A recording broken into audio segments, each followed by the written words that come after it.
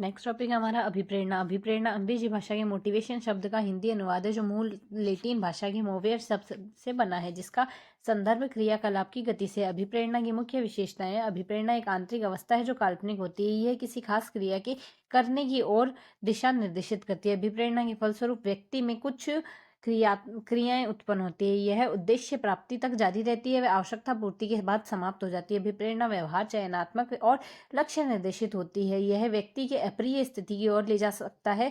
यह व्यक्ति की शारीरिक आवश्यकताओं की संतुष्टि करता है। यह मनोवैज्ञानिक आकांक्षा को प्राप्त करने की सहायता करता है और यह व्यक्ति को शीघ्र अधिगम प्राप्त करता है। यह भावात्मक जागृति है और एक अनुमानित प्रक्रिया है। अभिप्रेरित व्यक्ति लक्ष्योन्मुख मुक्त होकर सकारात्मक रूप से समस्या समाधान करता है। अभिप्रेरणा चक्र। अभिप्रेरणा आवश्यकता अंतर्नोद प्लस उद्दीपन से बना है। आवश्यकता प्लस अंतर्नोद प्लस उद्दीपन से। अभिप्रेरण प्रेरकों का वर्गीकरण। आंतरिक अभिप्रेरणा और बाह्य अभिप्रेरणा। आंतरिक यह स्रोत मनुष्य के भीतर होता है। बाह्य अभिप्रेरणा यह स्रोत कोई बाहरी तत्व होता है। आंतरिक अभिप्रेरणा को प्रत्यक्ष रूप से देखा नहीं जा सकता, जबकि बाह्य अभिप्रेरणा को बाहर से देखा जा सकता है। आंतरिक अभिप्रेरणा व्यक्ति को कार्य केंद्रित करती है, जबकि बाह्य अभिप्रेरणा लक्ष्य केंद्रित करती है। उपलब्धि की आवश्यकता। आंतरिक अभिप्रेरणा में उपलब्धि की आवश्यकता, संबंधन की आवश्यकता, आकांक्षा स्तर आंतरिक अभिप्रेरणा के कुछ उदाहरण हैं, जबकि बाह्य अभिप्रेरणा में पुरस्कार, दंड, धन, दोषारोपण, प्रतिद्वंदता, परिणाम का ज्ञान, प्रशंसा आदि बाह्य अभिप्रेरणा के उदाहरण है।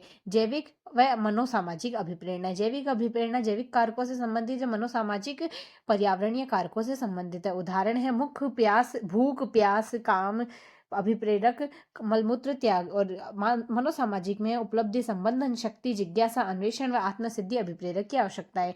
जैविक में है जन्मजात व जीवित रहने की आवश्यकता। मनोसामाजिक में जन्मजात नहीं है, अर्जित व सीखे हुए हैं, जीवित रहने की आवश्यकता नहीं है।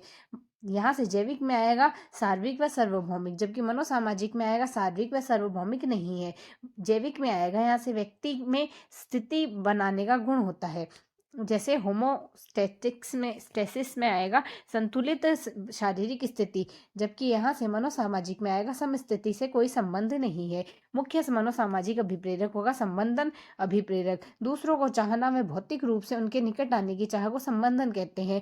इससे सामाजिक संपर्क की अभिप्रेरणा अंतर्निहित है। यह प्रारंभिक किशोरों में सर्वाधिक दृष्टिगत है। शक्ति अभिप्रेरणा दूसरों के संवेग या व्यवहार पर अचेतन या चेतन रूप से इच्छित प्रभाव उत्पन्न करने की क्षमता, सामाजिक सत्ता की संज्ञा दी गई। उपलब्धि अभिप्रेरणा। उपलब्धि अभिप्रेरणा श्रेष्ठता में एक खास स्तर को प्राप्त करने की इच्छा है। वे स्रोत जिन्हें बच्चे यह अभिप्रेरक अर्जित करते हैं, उनके माता पिता, दूसरे भूमिका प्रतिरूप अथवा सामाजिक सांस्कृतिक प्रभाव शामिल है। वे व्यक्ति जिनमें उच्च उपलब्धि अभिप्रेरणा है ऐसे कृत्यों को वरीयता देते हैं जो मध्यम कठिनाई स्तरीय चुनौती वाले हो। प्रगतिशील परिवारों के बच्चों में यह अपेक्षाकृत अधिक होता है। जिज्ञासा व अन्वेषण अभिप्रेरणा यह एक प्रमुख अर्जित अभिप्रेरक है जिसका उद्देश्य नए अनुभवों को प्राप्त करने की इच्छा व सूचनाओं को ग्रहण करने की अभिलाषा है। यह शिशु व छोटे बच्चों में अधिक होती है। आक्रामक अभिप्रेरक। एटकिंसन व हिलगॉर्ड के शब्दों में ऐसा व्यवहार जिसका उद्देश्य दूसरों को नुकसान व हानि पहुंचाता है।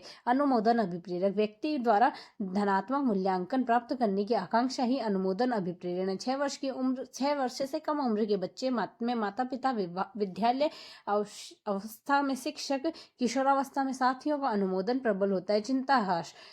इसका अभिप्राय चिंता को समाप्त करने वाला नहीं, बल्कि उसे ऐसे स्तर तक बनाकर रखना है जो सीखने में मददगार साबित हो। अभिप्रेरणा के विविध सिद्धांत। वातावरणीय सिद्धांत व्यवहारिक मनोवैज्ञानिक है। मूल प्रवृत्ति सिद्धांत विलियम मैकडूगल का दिया हुआ इंस्टिंक्ट थ्योरी।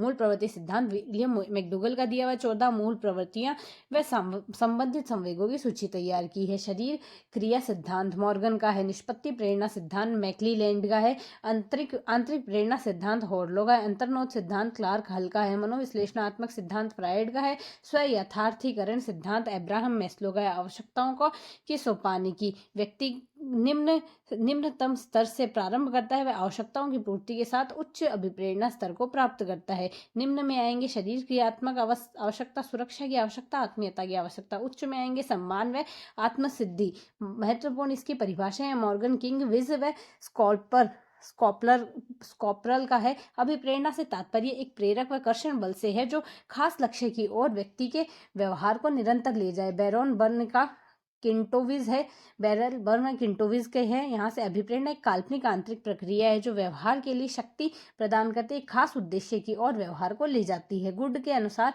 कार्य को आरंभ करने, जारी रखने व नियमित करने की प्रक्रिया ही अभिप्रेरणा है। स्किनर के अनुसार अभिप्रेरणा अधिगम का सर्वोत्कृष्ट राजमार्ग है।